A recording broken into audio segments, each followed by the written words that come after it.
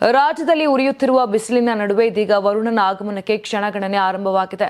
ಹವಾಮಾನ ಇಲಾಖೆ ಇತ್ತೀಚಿನ ವರದಿ ಪ್ರಕಾರ ಕರ್ನಾಟಕದಾದ್ಯಂತ ಮುಂದಿನ 7 ದಿನಗಳ ಕಾಲ ಮಳೆ, ಗುಡುಗು ಹಾಗೂ ಬಿರುಗಾಳಿಯ ಪ್ರಭಾವ ಕಾಣಿಸಿಕೊಳ್ಳಲಿದೆ.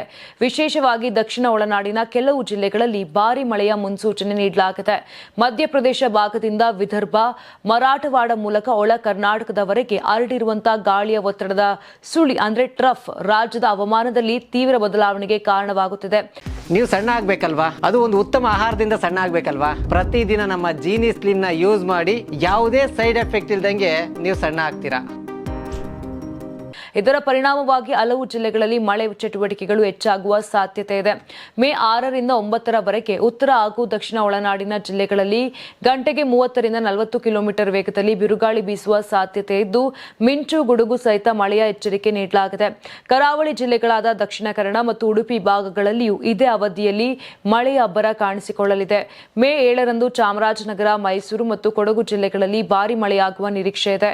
ಮೇ 8ರಂದು ಶಿವಮೊಗ್ಗ, ಚಿಕ್ಕಮಗಳೂರು, ಕೊಡಗು, ಹಾಸನ, ಮೈಸೂರು ಮತ್ತು ಚಾಮರಾಜನಗರ ಜಿಲ್ಲೆಗಳಲ್ಲಿ ಮಳೆಯ ತೀವ್ರತೆ ಹೆಚ್ಚಾಗಲಿದ್ದು, ಮೇ 9ರವರೆಗೂ ಈ ಮಳೆ ಮುಂದುವರಿಯುವ ಸಾಧ್ಯತೆ ಇದೆ. ರಾಜಧಾನಿ ಬೆಂಗಳೂರಿನಲ್ಲಿ ಮುಂದಿನ 48 ಗಂಟೆಗಳ ಕಾಲ ಭಾಗಶಃ ಮೋಡ ಕವಿದ ವಾತಾವರಣವಿದ್ದು, ಸಂಜೆ ಅಥವಾ ರಾತ್ರಿ ವೇಳೆ ಗುಡುಗು ಸಹಿತ ಮಳೆಯಾಗುವ ಸಾಧ್ಯತೆ ಇದೆ. ಉತ್ತರ ಒಳನಾಡಿನ ಬೀದರ್, ಕಲಬುರಗಿ, ವಿಜಯಪುರ, ಯಾದಗಿರಿ ಮತ್ತು ರಾಯಚೂರು ಜಿಲ್ಲೆಗಳಲ್ಲಿ ಹಗುರದಿಂದ ಸಾಧಾರಣ ಮಳೆಯಾಗಲಿದ್ದು, ಬೆಳಗಾವಿ, ಧಾರವಾಡ, ಗದಗ ಮತ್ತು ಹಾವೇರಿ ಜಿಲ್ಲೆಗಳಲ್ಲಿ ಮೇ 6ರಿಂದ ಮಳೆಯ ಪ್ರಮಾಣ ಹೆಚ್ಚಾಗುವ ಸಾಧ್ಯತೆ ಇದೆ. ಕರಾವಳಿ ಭಾಗದಲ್ಲಿಯೂ ಮೇ 7ರ ನಂತರ ಮಳೆಯ ಚಟುವಟಿಕೆ ಜೋರಾಗಲಿದೆ. ಒಟ್ಟಿನಲ್ಲಿ ಬಿಸಿಲಿನ ಬೇಗೆಯಿಂದ ಕಂಗೆಟ್ಟಂತ ಜನತೆಗೆ ವರುಣನ ಆಗಮನ ಸ್ವಲ್ಪ ನಿರಾಳತೆ ನೀಡಲಿದ್ದರೂ ಮಿಂಚು, ಗುಡುಗು ಹಾಗೂ ಬಿರುಗಾಳಿಯ ನಡುವೆ ಜಾಗ್ರತೆ ಅಗತ್ಯವಾಗಿದೆ.